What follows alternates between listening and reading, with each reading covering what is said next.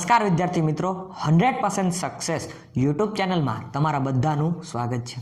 મિત્રો, આજનો આપણો ટોપિક છે, તમે થંબનેલમાં જોઈ રહ્યા છો, વાત કરવી છે આપણે ઇન્કમ ટેક્સ, આવકવેરો।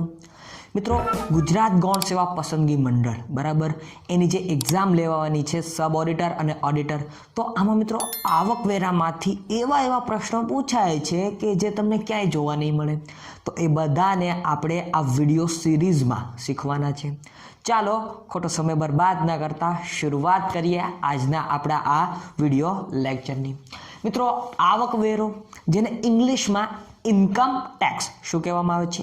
ઇન્કમ ટેક્સ બરાબર, તમારી જે આવક થતી હોય એના ઉપર ભરવામાં આવતો ટેક્સ એટલે આવકવેરો, ઇન્કમ ટેક્સ બરાબર। જેટલી આવક થાય એના ઉપર જેટલો ટેક્સ ભરવામાં આવતો હોય એને ઇન્કમ ટેક્સ કહેવાય। મિત્રો, ઇન્કમ ટેક્સ કઈ રીતે ભરવો બરાબર, તો એના માટે આપણું જે બજેટ બહાર પાડવામાં આવતું હોય છે એમાં આપણા ફિનાન્સ મિનિસ્ટર હોય જે એ રાહત આપતા જતા હોય છે।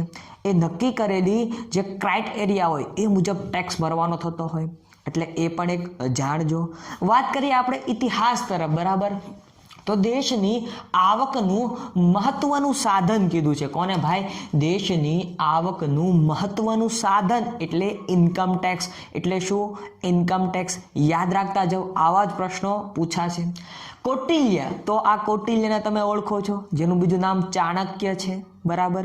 તો આ ચાણક્યએ 3 વસ્તુ કીધી હતી, કર ઉઘરાવવા માટેની 3 વસ્તુઓ કીધી હતી। તો આ વસ્તુઓ પણ પૂછાય, યાદ રાખો કે કરવેરા લાદવાની શક્તિ મર્યાદિત છે। રાજા મહારાજા બરાબર, તમે જાણો છો, ઇતિહાસને ભણી ગયેલા છો, વાગળેલો છે, એટલા માટે કૌટિલ્ય ચાણક્યએ કીધું હતું કે રાજા પાસે કરવેરા લાદવાની શક્તિ મર્યાદિત હોય બરાબર। આડેધડ કંઈ કરવેરો ન નાખી દેવામાં આવે। આપણા ફિનાન્સ મિનિસ્ટર પણ કેટલું વિચારીને કરવેરાનો ક્રાઇટેરિયા નક્કી કરતા હોય, એક લેવલ નક્કી કરતા હોય કે આટલાથી આટલી ઇન્કમને ટેક્સ ભરવો અને ન ભરવો બરાબર। એ જ્યારે બજેટ બહાર પડશે ત્યારે હું સ્પેશિયલ વિડીયો બનાવીશ જ। તો મિત્રો, કરવેરા લાદવાની શક્તિ ખૂબ જ મર્યાદિત છે, આવું કૌટિલ્ય કહી ગયા। ત્યારબાદ બીજો પણ કહેતા ગયા કે કરવેરા ખૂબ ભારે છે કે ઓછા છે આવી લાગણી ન થવી જોઈએ। જો શું કીધું છે કે કરવેરા બહુ મોટો કરવેરો છે આવી, અને સાવ ઓછો કરવેરો આવી લાગણીનો અનુભવ પણ ન થવો જોઈએ પ્રજાને, આવું કૌટિલ્ય કહેતા ગયા। ત્રીજું એવું કહેતા ગયા કે કરવેરામાં ક્રમશઃ વધારો કરવો જોઈએ। જો એક સાથે કરવેરાનો ક્યારેય વધારો ન કરવો જોઈએ, ક્રમશઃ સ્ટેપ બાય સ્ટેપ વધારો કરવો જોઈએ, આવું પણ કૌટિલ્ય દ્વારા એક સૂચન કરવામાં આવેલું હતું। તો મિત્રો, આ કૌટિલ્ય ચાણક્ય જેને તમે કહો છો એના મંતવ્યો છે। દુનિયામાં સૌથી સમજણમાં અઘરું છે તો તે કરવેરો છે। આ વિધાન કોણ બોલ્યું હતું? આવો પ્રશ્ન પૂછાય છે મિત્રો, અને હસું હું એટલા માટે છું કારણ કે આલ્બર્ટ આઇન્સ્ટાઈન, તમે જાણો છો આ આલ્બર્ટ આઇન્સ્ટાઈન કોણ હતા, એનો દિમાગ કેવો હતો, એ પણ કહેતા ગયા કે ભાઈ દુનિયામાં સૌથી સમજણમાં અઘરું છે તો એ કરવેરો છે। આવો આલ્બર્ટ આઇન્સ્ટાઈન કહેતા ગયા, એટલે વિચાર કરો આ કેટલો કરવેરો અઘરો હશે। અઘરો નથી, સિમ્પલ જ છે, પરંતુ આલ્બર્ટ આઇન્સ્ટાઈનનું આ વિધાન પૂછાય છે। હા મિત્રો, આમાં ડીપમાં ઉતરો તો તમને અઘરો અવશ્ય લાગશે, પરંતુ આપણે આવી જ રીતે આને સંપૂર્ણ તમારી સમક્ષ મૂકવાનો હું પ્રયત્ન કરીશ। તો મિત્રો, થોડાક પ્રશ્ન પૂછાય છે એના રિલેટેડ વાત કરીએ કે ભારતમાં પણ પ્રાચીન કાળથી કરવેરો લેવાય છે।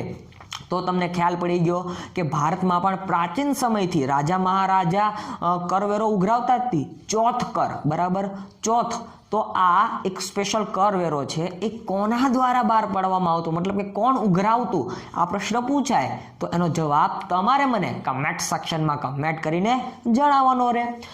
વાત કરીએ મિત્રો કે મનુસ્મૃતિ અને અર્થશાસ્ત્રના રચયિતા કોણ છે ભાઈ? કૌટિલ્ય। અને અર્થશાસ્ત્રના જે રચયિતા કૌટિલ્ય છે એ અર્થશાસ્ત્રમાં જ આ 3 વસ્તુઓ વિશેની વાત કરેલી છે કૌટિલ્યએ, તો એ પણ યાદ રાખો, પૂછાય છે આમાંથી પ્રશ્નો, એટલા માટે કહું છું કે કૌટિલ્ય બરાબર ચાણક્યનું પુસ્તક કયું છે, આવો પ્રશ્ન પૂછાય તો અર્થશાસ્ત્ર, સિમ્પલ છે। મિત્રો, 1857નો વિપ્લવ, 1857નો ખૂબ જ મોટા પાયાનો વિપ્લવ તમે જાણો છો, જોયો હશે। તો આ સમયે અંગ્રેજો પાસે પૈસા ખૂટી ગયા। શું કામ? કે આ બધા દમન નીતિ થતી હતી બરાબર, એની પાસે પૈસા ખૂટી ગયા, મતલબ કે બ્રિટિશ સરકાર પાસે ભારતને ચલાવવા માટેના નાણાં ખૂટવા લાગ્યા. તો એના કારણે ફેબ્રુઆરી 1860ની આજુબાજુ આપણી જે બ્રિટિશ સરકાર એ વખતે આપણી પર રાજ કરતી હતી એવા અંગ્રેજો બ્રિટિશ સરકાર તરીકે ઓળખાય છે. તો આ બ્રિટિશ સરકારે ફેબ્રુઆરી મહિનો યાદ રાખવાનો, 1860ની સાલવારી યાદ રાખવાની. આ સમયગાળા દરમિયાન એક વેરો નાખ્યો અને જે કરવેરા તરીકે ઓળખાવા લાગ્યો. તો આ થોડીક ડિટેલમાં સમજૂતી સાથે માહિતી છે, તમે આને લખી પણ શકો છો. અને હા, અમારી ટેલિગ્રામની ચેનલ પણ છે જેની લિંક નીચે ડિસ્ક્રિપ્શનમાં છે. સાથે સાથે અમારી જે આ યુટ્યુબ ચેનલ છે એની સાઈડમાં તમને જોઈન બટન બતાતું હશે, તો આ જોઈન બટનમાં તમે જોઈન કરી લેજો. ત્યાં તમને સ્પેશિયલ ઓડિટરના વિડીયો જોવા મળશે. મિત્રો વાત કરીએ તો બંધારણ શું કહે છે ભાઈ? આપણું બંધારણ તો કાંઈક કહેતું હશે ને, કરવેરો ઉઘરાવો કે ન ઉઘરાવો, આના વિશે આપણું બંધારણ શું કહે છે એની વાત કરીએ તો અનુચ્છેદ 265 બરોબર, 265 એટલે 265 આ અનુચ્છેદ છે. અનુચ્છેદ આવું કહે છે કે રાજ્યને કર ઉઘરાવવાની સત્તા છે. રાજ્ય એટલે આમ તો તમે બંધારણ ડીપમાં વાંચ્યું હશે તો તમને ખ્યાલ હશે કે જ્યાં ત્યાં રાજ્ય શબ્દ આવે. રાજ્ય મતલબ કે આપણા દેશમાં કરવેરો ઉઘરાવવાની સત્તા છે, આવું કે છે. બરાબર, આ કલમ કે છે આવું. તો આ કલમ પૂછાય, યાદ રાખો, અનુચ્છેદ 265 યાદ રહી જાય એવી છે, સિમ્પલ 265. બરાબર. વાત કરીએ તો કેન્દ્ર સરકાર ખેતીની આવક સિવાયની આવક ઉપર વેરો લેવાની સત્તા ધરાવે છે. જો શું કીધું છે ભાઈ કે સેન્ટ્રલ ગવર્મેન્ટ ખેતીની આવક, બરાબર, જેને તમે કૃષિની આવક પણ કહી શકો છો, ફાર્મર્સ ઇન્કમ, તો એના ઉપર કરવેરો ન લઈ શકે. કોણ? કેન્દ્ર સરકાર ખેતીની આવક ઉપર કરવેરો લઈ ન શકે. આ યાદ રાખજો મિત્રો, આમાંથી પ્રશ્ન પૂછાય તમારી એક્ઝામમાં. વાત કરીએ મિત્રો પરિચય, તો પરિચયમાં વાત આવે છે આવકવેરો.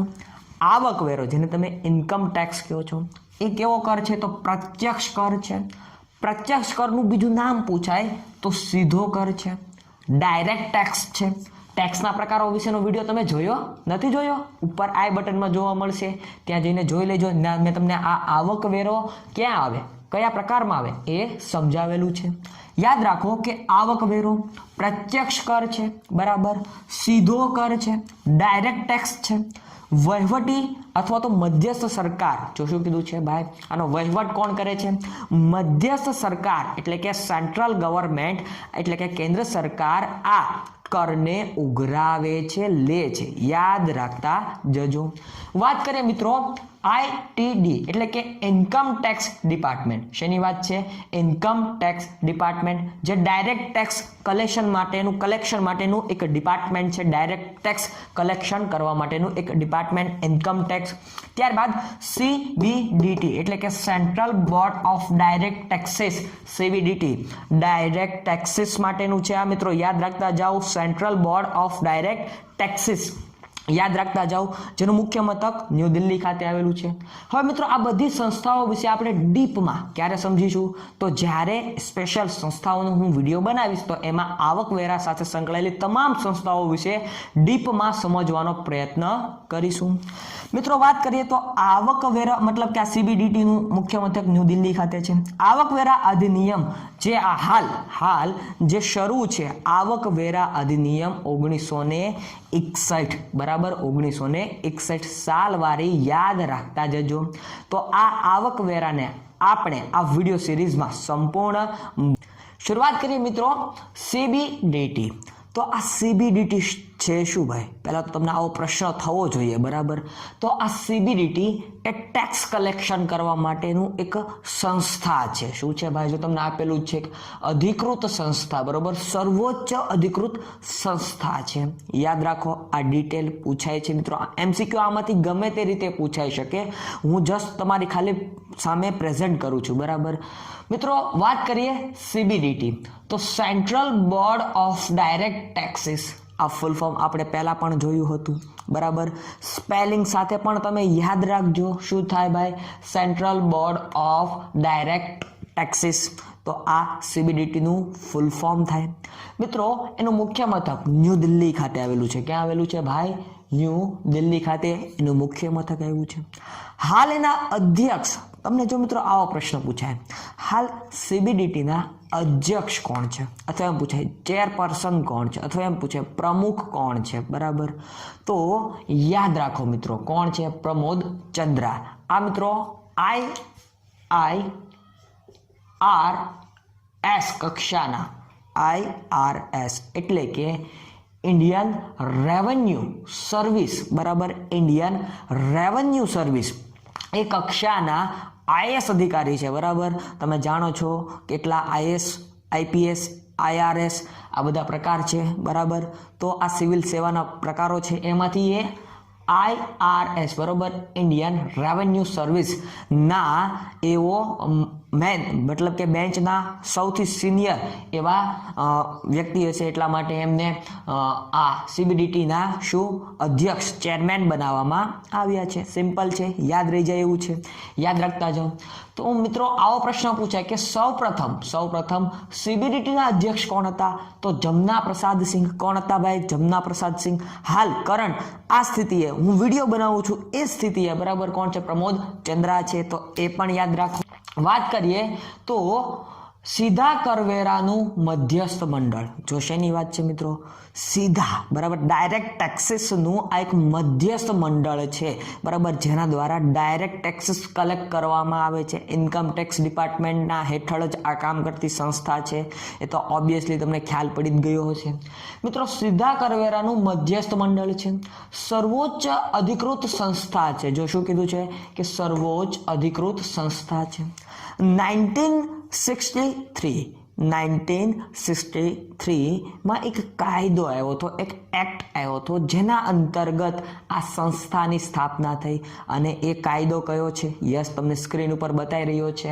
Central Board of Revenue Act. Central Board of Revenue Act અંતર્ગત CBDT, Central Board of Direct ટેક્સીસની સ્થાપના થઈ હતી. અને જેમાં નક્કી કરવામાં આવ્યું હતું કે ઇન્ડિયન રેવન્યુ સર્વિસના અધિકારી અને અધ્યક્ષ, ચેરપર્સન, પ્રમુખ તરીકે કાર્ય કરશે, વર્ક કરશે મિત્રો. તો આ પણ યાદ રાખો.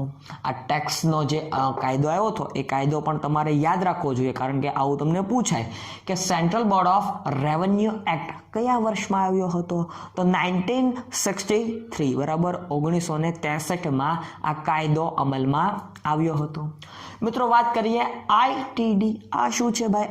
ITD, income tax department. તમે નેટમાં સર્ચ કરો ઇન્કમ ટેક્સ ડિપાર્ટમેન્ટ, તો એનું શોર્ટ ફોર્મ ITD બતાય, બરાબર, ITD યાદ રાખો, ઇન્કમ ટેક્સ ડિપાર્ટમેન્ટ. 1860માં ઇન્કમ ટેક્સ ડિપાર્ટમેન્ટની સ્થાપના થઈ હતી. મેં તમને પહેલાના વિડીયોમાં પણ વાત કરી હતી કે 1857ના વિપ્લવ વખતે અંગ્રેજો પાસે પૈસા ખાલી થઈ ગયા હતા, કારણ કે આપણા જે દેશભક્તો હતા એમને શાંત કરવામાં જ બધા પૈસા વપરાઈ ગયા, બરાબર. એટલે ટેક્સ ઉઘરાવવાનું શરૂ કર્યું અને કાયદેસર રીતે 1860માં ઇન્કમ ટેક્સ ડિપાર્ટમેન્ટની સ્થાપના થઈ. આમ તેનું મુખ્ય મથક તમને ખબર જ હોવી જોઈએ, ન્યૂ દિલ્હી ખાતે એનું મુખ્ય મથક આવેલું છે ભાઈ. ક્યાં આવેલું છે? ન્યૂ દિલ્હી ખાતે એનું મુખ્ય મથક આવેલું છે. રેડી? યાદ રહી જાય તો આ બધી ડિટેલોમાંથી MCQ નીકળે તો તમને તો આવડવા જ જોઈએ. વાત કરીએ મિત્રો ઇન્કમ ટેક્સ એક્ટ, બરાબર, ઇન્કમ ટેક્સ એક્ટ આવકવેરા ધારો છે. ક્યારે આવ્યો હતો? તો 1961માં આ આવકવેરો ધારો, બરાબર, ઇન્કમ ટેક્સ એક્ટ જેને કહેવામાં આવે છે ઇંગ્લિશમાં, એ 1961માં આવ્યો હતો, આપણી સમક્ષ પ્રસ્તુત થયો હતો. તારીખ યાદ રાખજો, 1/4/1962, બરાબર. આ દિવસથી મિત્રો આપણા આ કાયદાનો અમલ શરૂ થયો. યાદ રાખજો આ બાબતને. ત્યારબાદ બેનામી ટ્રાન્ઝેક્શન એટલે કે પ્રોહિબિશન એક્ટ. જો મિત્રો આ ઇન્કમ ટેક્સ ડિપાર્ટમેન્ટ શું બહાર પાડે છે મિત્રો? તો યાદ રાખો કે વિવિધ પ્રકારના કાયદાઓ કે જે કોઈક ને કોઈક રીતે આગળ ભવિષ્યમાં પણ ઉપયોગી થાય, સાબિત થાય એવા બનાવે છે. તો benami transaction act, prohibition act, sorry, તો એ 1988માં બનાવ્યો હતો. આ કાયદો પૂછાણો હતો, બરાબર. તમને એક એક્ઝામ લેવાની હતી, એક્ઝામ મને યાદ નથી, આ કાયદો પૂછાણો હતો કે બેનામી ટ્રાન્ઝેક્શન પ્રોહિબિશન એક્ટ કયા વર્ષમાં બનાવવામાં આવ્યો હતો? તો 1988 બરાબર 1988. 2 આંકડા યાદ રાખો. આ સાલવાળી દરમિયાન આને બનાવવામાં આવ્યો હતો.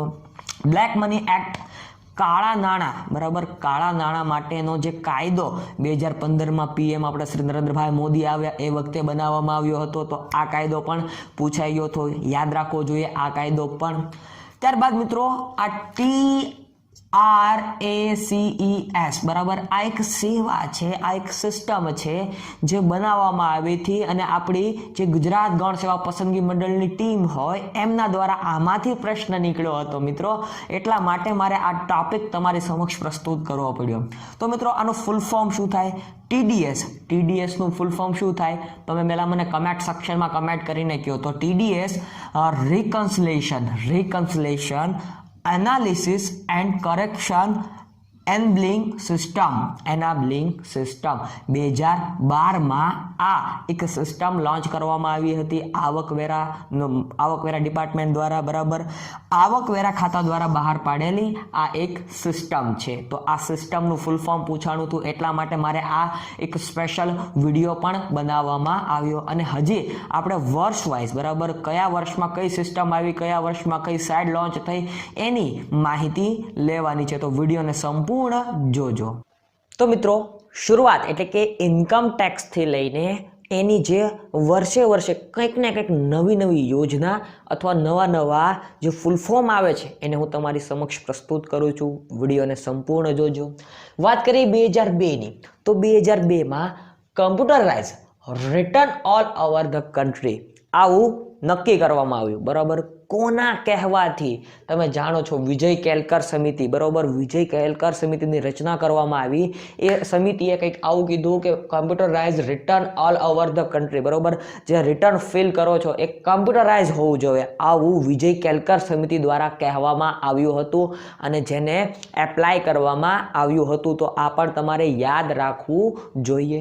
ત્યારબાદ મિત્રો આગળ વધીએ તો એ જ સમયમાં એટલે કે 2002માંથી www એટલે કે world wide web income tax india.gov.india મતલબ કે આ ઇન્કમ ટેક્સની જે ઓફિશિયલ વેબસાઇટ છે એ વેબસાઇટ લોન્ચ કરવામાં આવી હતી. કોના કહેવાથી? ડૉક્ટર વિજય બરાબર, વિજય કેલકર. તમે જાણો છો આ વિજય કેલકર સમિતિ વિશે, વિજય કેલકર સમિતિ વિશેની તમામ ડિટેલ તમે જાણતા હોય એટલી કમેન્ટ સેક્શનમાં કમેન્ટ કરીને કરો અને ભરી દો કમેન્ટ સેક્શનને. અને હા મિત્રો મારે કહેવું હતું કે અમુક લોકો ખોટી કમેન્ટો કરે છે બરાબર, મને કોઈ ફરક નહીં પડે, હું મારા વિડીયો બનાવવા જ કરીશ. મિત્રો વાત કરીએ તો આ એટલે કે વિજય કેલકર દ્વારા કહેવામાં આવ્યું કે computerise return all over the country fill થવું જોઈએ 2002માં, એટલા માટે આ વેબસાઇટ લોન્ચ કરવામાં આવી. હવે 2003માં આ જે વેબસાઇટ છે એને સિલ્વર મેડલ મળ્યો બરાબર. એ વખતે એવું હતું કે જે સારી એવી વેબસાઇટ હોય એમને પણ પ્રોત્સાહન આપવામાં આવતું. તો આપણી આ ગવર્મેન્ટ વેબસાઇટને જ આ સિલ્વર મેડલ મળ્યો હતો. 2004 આવી ગયો, વર્ષ આવી ગયું 2004. IAR જાહેર થયું એટલે કે એન્યુઅલ ઇન્ફોર્મેશન, જો હું કીધું છે ઇન્ફોર્મેશન રિટર્ન શરૂ થયું. ત્યારબાદ FBT તમે જોઈ રહ્યા છો, ફોરેન બેનિફિટ ટેક્સ. તો આ એક ખાસ એમાં આવતો ટેક્સ છે, તો એની વાત કરવા મળી. ત્યારબાદ STT એટલે કે સિક્યુરિટીઝ ટ્રાન્ઝેક્શન ટેક્સ. જો સિક્યુરિટીઝના ફેરબદલ પાછળ જે ટેક્સ લાગે છે એ ટેક્સ 2004થી આવ્યો બરાબર. 2005ની સાલવારી આવી ગઈ. 2005ની સાલવારીમાં શિપિંગ કંપનીઓ વચ્ચેનો જે ટેક્સ હતો એની વાત થવા લાગી. શિપિંગ ટેક્સ કઈ રીતે હોઈ શકે, તો એ 2005માં લાવ્યો. ત્યારબાદ BCTT એટલે કે બેન્કિંગ કેશ, જો બેન્કિંગ કેશ ટ્રાન્ઝેક્શન ટેક્સ બરાબર, બેન્કિંગના જેટલા પણ વ્યવહારો થાય એની પાછળ પણ ટેક્સ લાગે છે ને, તો એ પણ મિત્રો 2005માં આવ્યો બરાબર. શિપિંગ કંપની અને BCTT આ તમને ફૂલ ફોર્મ પૂછાય એટલા માટે હું તમારી સમક્ષ પ્રસ્તુત કરું છું. મિત્રો 1/6/2005થી આ ટેક્સ લાગુ પડ્યા હતા બરાબર, યાદ રાખજો. 2006 આવી ગયું તો ઈ ફિલિંગ પ્રોજેક્ટ લોન્ચ કરવામાં આવ્યો. જો ઈ ફિલિંગ બરાબર, તમે જે ટેક્સ રિટર્ન ફાઇલ કરો છો એનું ઈ ફિલિંગ એટલે કે ઇલેક્ટ્રોનિક ફિલિંગનું પ્રોજેક્ટ લોન્ચ કરવામાં આવ્યો હતો. ત્યારબાદ TRS સિસ્ટમ લાગુ કરવામાં આવી, સ્કીમ લાગુ કરવામાં આવી. તો ટેક્સ રિટર્ન પ્રેપર સ્કીમ, જો શું કીધું છે ટેક્સ રિટર્ન પ્રેપેર સ્કીમ લાગુ કરવામાં આવી. તો એ પણ તમારે યાદ રાખવું જોઈએ કારણ કે ફૂલ ફોર્મ પૂછાઈ શકે.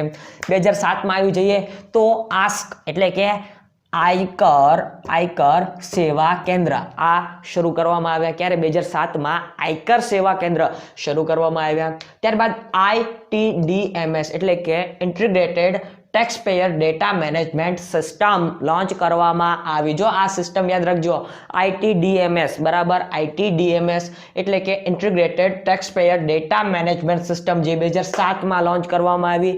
ત્યારબાદ મિત્રો 2012માં આપણે આની વિશે બહુ ડિટેલમાં વાત કરી જ લીધી છે. તમે વિડીયોમાં સંપૂર્ણ આના વિશે ભણી ગયા છો બરાબર. એટલા માટે મારે આ બધી ડિટેલ તમારી સમક્ષ પ્રસ્તુત કરવામાં આવી. 2014માં સાઇટ સારી કરવામાં આવી, મતલબ કે જે વેબસાઇટ છે તમે જોઈ રહ્યા છો, આ વેબસાઇટ લોન્ચ થઈ ગઈ હતી. તો એ વેબસાઇટને ડેવલપ કરવામાં આવી, સારી બનાવવામાં આવી. એ કોના કહેવાથી? તો એક કમિટી રચાણી હતી, એનું જે કમિશન રચાણું હતું એના કહેવાથી સાઇટનો થોડોક ચેન્જીસ કરવામાં આવ્યો, ફેરફાર કરવામાં આવ્યો. તો એ TARC એટલે કે ટેક્સ એડમિનિસ્ટ્રેટિવ રિફોર્મ્સ કમિશન. જો યાદ રાખો મિત્રો, TARC એટલે કે ટેક્સ એડમિનિસ્ટ્રેટિવ રિફોર્મ્સ કમિશન. એના દ્વારા જે ટેક્સમાં ફેરફાર થાય એમાં એનો સૂચન કરવામાં આવ્યું કે વેબસાઇટને પણ થોડીક સારી ડેવલપ કરવી જોઈએ. એટલે હાલ તમે જે વેબસાઇટ જોઈ રહ્યા છો ઇન્કમ ટેક્સ ડિપાર્ટમેન્ટની, એ બનાવવામાં આવી. તો મિત્રો, खुद को कर बुलंद इतना कि खुद खुदा भी बंदे से पूछे बता तेरी रजा क्या है. કવિ કબાલની આ એક પંક્તિ સાથે આજના આપણા ટોપિકની શરૂઆત કરીએ. મિત્રો, તમે જોઈ રહ્યા છો 100% સક્સેસ યુટ્યુબ ચેનલ. તો આ યુટ્યુબ ચેનલને હજુ સુધી તમે સબસ્ક્રાઇબ ન કરી હોય તો એ કરી લેજો. અને હા, વિડીયોને લાઇક, શેર અને કમેન્ટ કરવાનું પણ ન ભૂલતા. મિત્રો, આવકવેરો ઇન્કમ ટેક્સ. તો ઇન્કમ ટેક્સના 2 પાર્ટ મેં બનાવી દીધા છે. જે તમે નથી જોયા તો તમને ઉપર આઈ બટન કરીને આવશે, એમાં જોવા મળશે. મિત્રો, વાત કરવી છે આજના આપણા આ ટોપિકની, તો આવકવેરા ઇન્કમ ટેક્સમાં ટેક્સ ડિડક્શન જેને કહેવામાં આવે છે, કર બાદ, શુદ્ધ ગુજરાતી કર બાદ મળે છે, જેની કલમો GSSB ગુજરાત ગૌણ સેવા પસંદગી મંડળની જે ઓડિટર સબ ઓડિટરની એક્ઝામ લેવાય છે એમાં પૂછાય છે.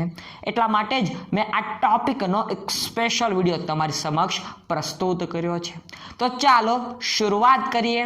મિત્રો, તમે જોઈ રહ્યા છો કર બાદ આવકવેરાનો આ ત્રીજો વિડીયો છે. કર બાદની જે કલમો છે એના વિશે વાત કરવી છે. તો પહેલી જ કલમ ACC છે 18C. જો આપેલું જ છે 18C બરાબર. તો 18C શું કહે છે મિત્રો? આ 80C શું કહે છે? તો કોઈ પણ SSC કોને કહેવાય? જે કર ભરતા હોય એને SSC કહેવાય. તો કોઈ પણ SSC ACC અંતર્ગત PPF માં રોકાણ કરે. Public provident fund. શું કીધું છે? Public provident fund. આવું ફૂલ ફોર્મ પણ પૂછાય, સાથે સાથે એ પણ યાદ રાખતા જાઓ. એક્સ્ટ્રા નોલેજ કહેવાય જેને, યાદ રાખતા જાઓ. તો મિત્રો, PPF પબ્લિક પ્રોવિડન્ટ ફંડ, આમાં પૈસા રોકે. EPF, હવે તમે એમ કે છો આનું તો ફૂલ ફોર્મ નથી આવડતું, તમને આવડે છે. એમ્પ્લોયમેન્ટ પ્રોવિડન્ટ ફંડ, તો આમાં પૈસા રોકતા હોય. અથવા LIC બરાબર, life insurance corporation of India, તો LIC માં પૈસા રોક્યા હોય. અથવા NSC નેશનલ સેવિંગ સર્ટિફિકેટમાં પૈસા રોક્યા હોય. અથવા NPS નેશનલ પેન્શન સ્કીમમાં પૈસા રોક્યા હોય. તો આ બધામાં પૈસા રોક્યા હોય. સાથે સાથે 5 વર્ષ અથવા તેથી વધુ, 5 વર્ષ અથવા તેથી વધુ, જો પ્લસની નિશાની મેં કરી છે. FD in bank or post. જો FD ફિક્સ ડિપોઝિટ તરીકે મૂકેલી હોય બેંકમાં અથવા પોસ્ટ ઓફિસમાં, તો આ બધી તમને કર બાદ તરીકે મળી. કઈ કલમ અંતર્ગત? તો ACC અંતર્ગત, 18C અંતર્ગત આ કર બાદ તરીકે તમને બધી રકમો મળતી હોય. બાળકોની શૈક્ષણિક ફી. તો 2 બાળકોની શૈક્ષણિક ફી તરીકેની જે રકમ થતી હોય મિત્રો, એને પણ કર બાદ તરીકેની કલમમાં સમાવેશ કરેલો છે. હાઉસિંગ લોન રીપેમેન્ટ આવતું હોય બરાબર, તો એને પણ કર બાદ તરીકે તમારી સમક્ષ રજૂ કરવામાં આવેલી છે. તો મિત્રો યાદ રાખો કે એસીસી 18C અંતર્ગત શું આવે? PPF public provident fund, video જોતા જ યાદ રાખો, PPF public provident fund, EPF employment provident fund, EPF, PPF, EPF, ત્યારબાદ LIC life insurance corporation of India, LIC બરાબર, ત્યારબાદ એનએસસી નેશનલ સેવિંગ સર્ટિફિકેટ, ત્યારબાદ એનપીએસ નેશનલ પેન્શન સ્કીમ અંતર્ગત, ત્યારબાદ 5 વર્ષથી વધુ બેંકમાં અથવા પોસ્ટ ઓફિસમાં એફડી તરીકે ફિક્સ ડિપોઝિટ તરીકે મૂકેલી રકમ, 2 બાળકોની શૈક્ષણિક ફી અને હાઉસિંગ લોન રીપેમેન્ટનો ઓપ્શન, આ બધા જનો સમાવેશ 18C બરાબર. એસીસી જો યાદ રાખજો, 18 નથી બોલતો, એસી 8 0 અને સી અંતર્ગત બાદ મળે છે, ડિડક્શન મળે છે. યાદ રાખો, આ પ્રશ્નો પૂછાય છે, પ્રશ્નાવો હોય કે એનએસસી મતલબ કે નેશનલ સેવિંગ સર્ટિફિકેટ કઈ કલમ અંતર્ગત કર બાદ મળે છે? તો 80C બરોબર, 80C અંતર્ગત મળે છે, યાદ રાખો. હવે આવી જઈએ એસીડી 80D બરાબર. તો કલમ 80D મતલબ કે એસીડી, શુદ્ધ ગુજરાતી બોલીશ, ઇંગ્લિશ બોલીશ, યાદ રહે એમ યાદ રાખો બરાબર. મિસ્ટેક થતી હોય તો પણ મને કમેન્ટમાં કહો, અને હા અમુક લોકો ખોટી પણ કમેન્ટ કરતા હોય, મને કોઈ પણ વાંધો નથી, કમેન્ટ કરો તમારે બરાબર. બાકી તમારા પ્રશ્નો હોય એના કમેન્ટ સેક્શનમાં લખો, હું જવાબ અવશ્ય આપીશ, પણ હું ફ્રી થાવ ત્યારે. આ એક મારી કન્ડિશન રહેશે. એસીડી બરોબર.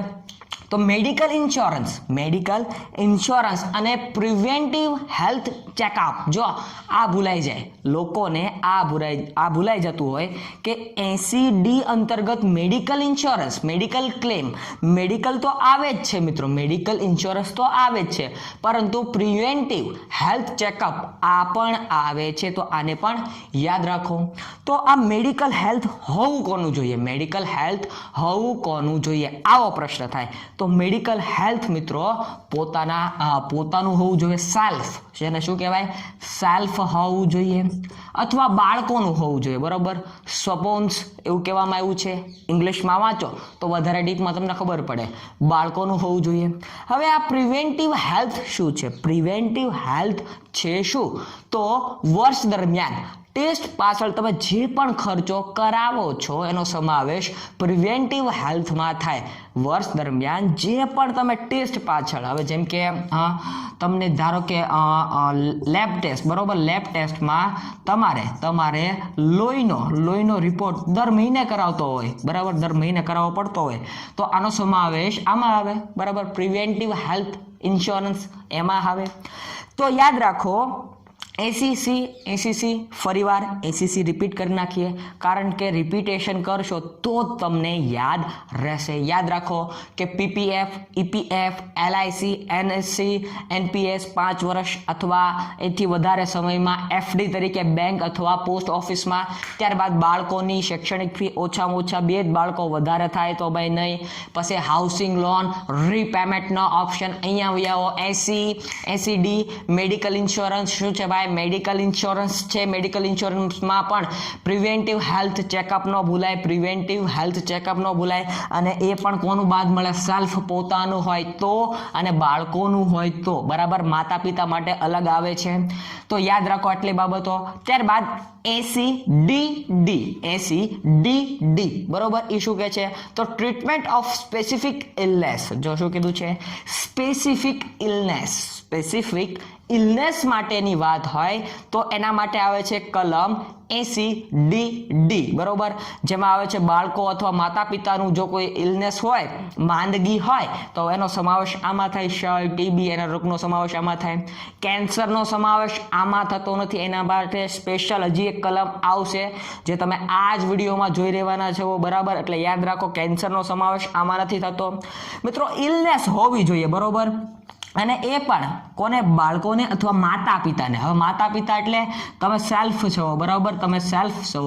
તમારા માતા પિતાને, તમારા ભાઈ ભારુને જો તમારે કોઈ સગા સંબંધી નજીક ના હોય, લોહીના સંબંધ સાથે સંકળાયેલા હોય, એમના માટે જ આ છે, બરાબર? 80DD કર બાદ મળે છે આ કલમ અંતર્ગત. આ આવકવેરો છે, બરોબર મિત્રો? મારું ઘરનું નથી, આવકવેરો આવું બોલે છે, બરાબર? તો ડિસેબિલિટી મતલબ કે ક્ષમતા, તો 40% વધુ ડિસેબિલિટી હોય તો એને આ કર બાદની રકમ મળતી હોય છે. યાદ રાખો આ તમામે તમામ કલમોને.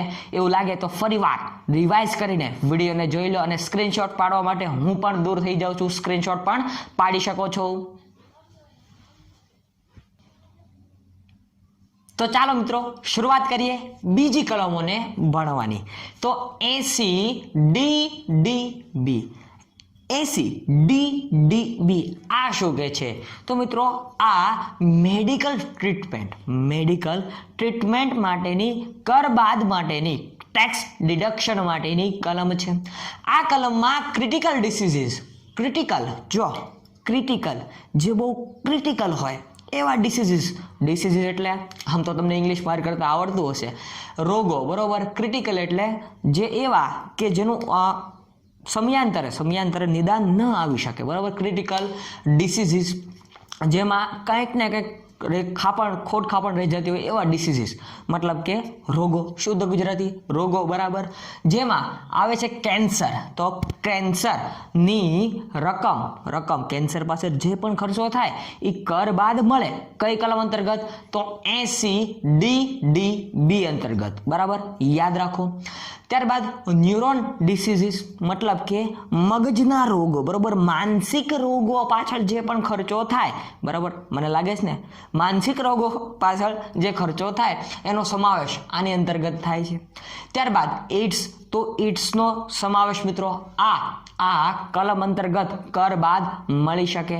જે પણ ખર્ચો થાય એ ખર્ચો આ કલમની અંતર્ગત તમારા જે RTI, બરાબર, ઇન્કમ ટેક્સ રિટર્ન ફાઇલ કરો એના અંતર્ગત બાદ મળી શકે છે. રિનિયલ ફેલર, બરાબર? તો એ તમે જાણો છો, કિડની ફેલિયર થાય તો શું થાય એની બધાની વાત આવે છે. થેલેસીમિયા, હેમોફિલિયા, તો આ બધા વિવિધ પ્રકારના ક્રિટિકલ રોગો છે. આ રોગો હોય અને તમે જો એની પાછળ ખર્ચ કરતા હો તો એનો સમાવેશ 80DDB કલમ અંતર્ગત બાદ મળે છે, ડિડક્શન મળે છે. મિત્રો હું ડિડક્શન જ ભણાવતો, બરાબર? કર બાદ મળે છે એવું હું ભણાવતો જ નથી. હું તમને ખાલી કલમો યાદ રખાવવાનો પ્રયત્ન કરું છું. તમે કલમો યાદ રાખો, કારણ કે આ કલમોમાંથી ડાયરેક્ટ પ્રશ્ન પૂછાય. ક્રિટિકલ ડિસીઝીસ માટે કઈ કલમ અંતર્ગત બાદ મળે છે? તો આવકવેરાની કલમ નંબર 80DDB અંતર્ગત બાદ મળે છે. હું ખાલી આ જ સમજાવું છું, બરાબર? એટલે આ જ યાદ રાખો, આ ઉપર કોન્સન્ટ્રેશન કરો જેથી કરીને ભૂલાય નહીં. ત્યારબાદ કલમ 80E educational loan for higher education, બરાબર? એજ્યુકેશનલ લોન નો ઈ યાદ રાખો. એજ્યુકેશન લોન છે, બરાબર? તો એનો ઈ યાદ રાખો, અને 80 નો ઈ, બરાબર? એટલે આમ યાદ રહી જાય મિત્રો. સિમ્પલ યાદ રાખવાનો પ્રયત્ન કરો. 80 અંતર્ગત educational loan for higher education, higher studies આવું પણ કહી શકો, બરાબર? દેશની બહાર અભ્યાસ માટે જવું પડે, દેશની બહાર અભ્યાસ કરવા માટે જવું હોય તો 80E અંતર્ગત તમને જો કર લોન લીધી હોય કે જે પણ તમે લીધું હોય એના અંતર્ગત તમને કર ડિડક્શન મળે છે.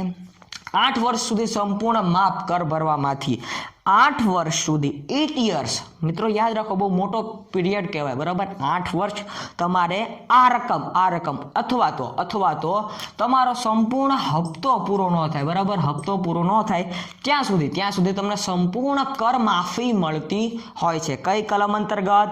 80E. ક્રિટિકલ ડિસીઝીસ પૂછાય તો 80DDB, અને educational loan for higher higher education પૂછાય તો 80E યાદ રાખતા જાઓ, બરોબર? અહીંયા ને અહીંયા વિડીયો જોતા જોતા યાદ રાખતા જાઓ. ત્યારબાદ 80EE home loan interest for first time buyer. જો શું કીધું છે કે 80EE શું કહેવા માંગે છે? હોમ લોન લીધી હોય અને એ પણ ઇન્ટરેસ્ટ ઉપર લીધી હોય અને ફર્સ્ટ ટાઈમ હોય, ફર્સ્ટ ટાઈમ બાયર હોય, પ્રથમ વખત ઘર ખરીદનાર, શુદ્ધ ગુજરાતી પ્રથમ વખત ઘર ખરીદનાર, અને એ પણ કેટલા લાખથી અંદર હોવું જોઈએ? તો 50 લાખ ઓર લેસ, બરાબર? 50 લાખથી અંદર જો ઘર ખરીદવામાં આવે અને એના ઉપર તમે ઇન્ટરેસ્ટ ભરતા હો, લોનનું ઇન્ટરેસ્ટ ભરતા હો, તો મિત્રો તમને 80EE બરાબર 80EE અંતર્ગત કર બાદની રકમ મળે છે. સારું, તમે ક્યારેક RTI ભરશો ને તોય તમને આવડશે ખરા કે હા ક્યાંક વિડીયોમાં મેં જોયું હતું તો ખરા. ભલે અત્યારે હું ગુજરાત ગૌણ સેવા પસંદગી મંડળની ATDO અને સબ ઓડિટરની એક્ઝામ માટે ભણાવી રહ્યો છું, છતાં તમને ક્યારેક કામ આવશે એવું નોલેજ છે. એટલે આ બધું નોલેજ એમનામ તમને ફ્રી મળે છે, તો એક લાઈક, શેર અને કમેન્ટ તો બને ને મિત્રો. આગળ વધીએ. યાદ રાખતા જજો, 3 કલમો પૂરી કરી છે આપણે, બરાબર? આ ટુકડા વિડીયોમાં. તો 80DDB critical diseases, 80E educational loan, 80EE તો home loan interest for first time buyer, 80EE double E છે, બરાબર? યાદ રાખો. 80G, ઓ માય ગોડ, આ બહુ પૂછાય છે મિત્રો. 80G donation to relief fund approved. જો શું કીધું છે? Relief fund approved. 80G અંતર્ગત તમે જે પણ ડોનેશન મતલબ કે દાન કરો છો, દાનની રકમ, બરાબર, એ બાદ મળે છે. 100% પણ મળે છે, 50% પણ મળે છે. ભારત કે વીર છે, બરાબર? જવાન નથી, ભારત કે વીર. આ કોનું ટ્રસ્ટ છે અને કોના દ્વારા ચલાવવામાં આવે છે? આનો જવાબ મને કમેન્ટ સેક્શનમાં કમેન્ટ કરીને જણાવો મિત્રો, કારણ કે આ પ્રશ્ન એક ફેરી પૂછાઈ ગયો હતો એટલા માટે. તો 80G અંતર્ગત તમે ડોનેશન આપો, બરાબર? એ પણ કર બાદની રકમ તરીકે તમને મળે છે. તમે કોઈ ટ્રસ્ટમાં દાન કરો છો, કોઈ ધાર્મિક સંસ્થા છે જે નોંધાયેલી છે, બરાબર, એમાં દાન કરો છો, તો આ બધા તમને બાદ મળે છે 80G અંતર્ગત. Donation to relief fund approved, બરાબર? આવું તમને ટાઇટલ આપેલું છે, એમાં 50% અને 100% તમને કર બાદ મળે છે. ટ્રસ્ટનું ન ભૂલાય, મેં લખી દીધું ટ્રસ્ટ અને સંસ્થામાં તમે ડોનેશન આપો છો, દાન આપો છો, તો એ પણ કર ભરવામાંથી બાદ મળે છે. 80GG તો ડિડક્શન ફોર રેન્ટ પેડ. જો ડિડક્શન ફોર રેન્ટ પેડ એટલે કે તમારી પાસે ખુદનું ઘરનું ઘર ન હોય, બરાબર? ઘરનું ઘર ન હોય અને તમે ક્યાંક ભાડેથી રહેતા હો, તો તમને કરની રકમ બાદ મળે છે 80GG અંતર્ગત. સેલ્ફ એમ્પ્લોયડ હો, સેલરીડ હો, HRA ન મળતો એટલે કે હાઉસિંગ રેન્ટ અલાઉન્સીસ ન મળતું હોય તો પણ તમને આ કલમ અંતર્ગત રકમ બાદ મળતી હોય. યાદ રાખતા જાઓ, આવું કામ આવશે તમારે, બરોબર? ટેક્સ ભરશો, ભવિષ્યમાં તમે ટેક્સ ભરશો તો આ કલમો આમનામ જ રહેશે, થોડો ઘણો ચેન્જીસ આવશે, યાદ રહી જાય એવી છે એટલા માટે. 80TTA interest on saving bank account. જો શું કીધું છે? SB, બરાબર? સેવિંગ બેંકમાં તમારું ખાતું હોય અને એમાં તમને થોડું ઘણું ઇન્ટરેસ્ટ મળતું હોય તો એ ઇન્ટરેસ્ટ 80TTA અંતર્ગત મળે છે. 80TTA અંતર્ગત મળે છે. મિત્રો હું 80 બોલું છું એટલે 80 સમજી જજો, ખોટું કન્ફ્યુઝ થવું નહીં. તો મિત્રો આ હતી તમામ આવકવેરાની ડિડક્શનની કલમો. આની કરતાં પણ વધારે કલમો છે, પરંતુ મેં જે પૂછાવા લાયક હોય, IMP લાગતી હોય, બરાબર, ડાયરેક્ટ નજરમાં આવતી હોય એવી કલમો ગોતીને તમારી સમક્ષ રજૂ કરી છે, બરાબર? એટલે આ વિડીયોને એક લાઈક આપો, શેર કરો, કમેન્ટ સેક્શનમાં કમેન્ટ કરો, અને નીચે હવે તો બુકની લિંક પણ મુકાઈ ગઈ છે, બુક ખરીદી લેજો. જય હિન્દ, જય ભારત, વંદે માતરમ. સ્ક્રીનશોટ માટે ટાઈમ.